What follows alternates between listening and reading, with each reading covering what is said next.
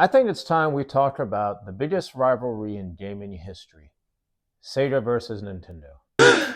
During what we elder millennials call the console wars. It was a time of darkness. It was a world of fear. This was a big rivalry that stood out.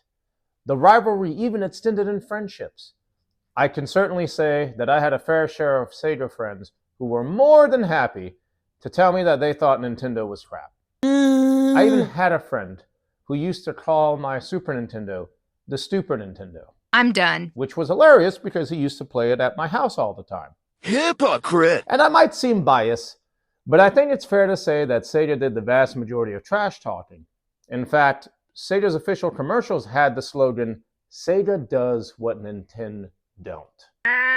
I mean, take a look at these commercials. 16-bit arcade graphics. You can't do this on Nintendo Genesis. Genesis has blast processing. Super Nintendo doesn't. So what's blast processing do?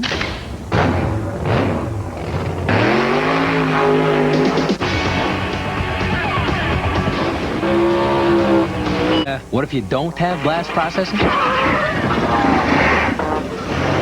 Free. What Nintendo don't. Face it, Pretendo. You weren't worth waiting for. By the way, if that's not enough, Sega even called out PlayStation.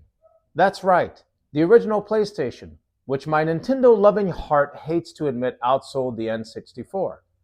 Take a look. That's our flight. We've got to go. 3 processors mean better gameplay. Come on, you guys. Everyone's on board. Sony PlayStation only has one. But especially not on that other system.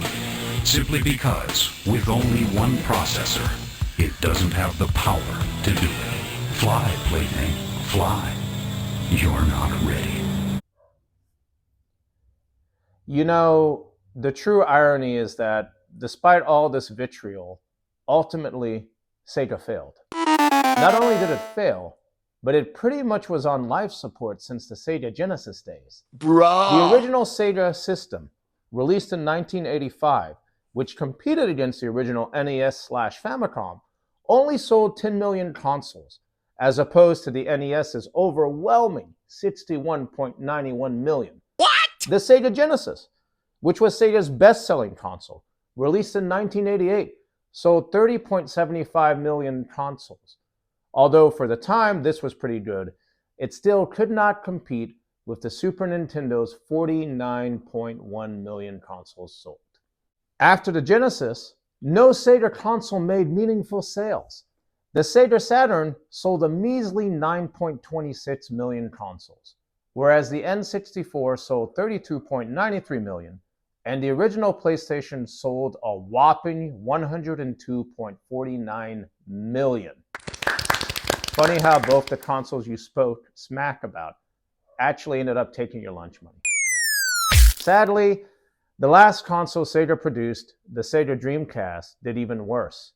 It only sold 9.14 million and, eventually, led to the console's demise. Now, if you'll excuse me, I have to call a bunch of Sega friends of mine who spoke crap about Nintendo and reverse the slogan of Nintendo don't to Ninten-Dad. After all, which company is still releasing game consoles? That's all for today, Nintendo nerds. Until next time.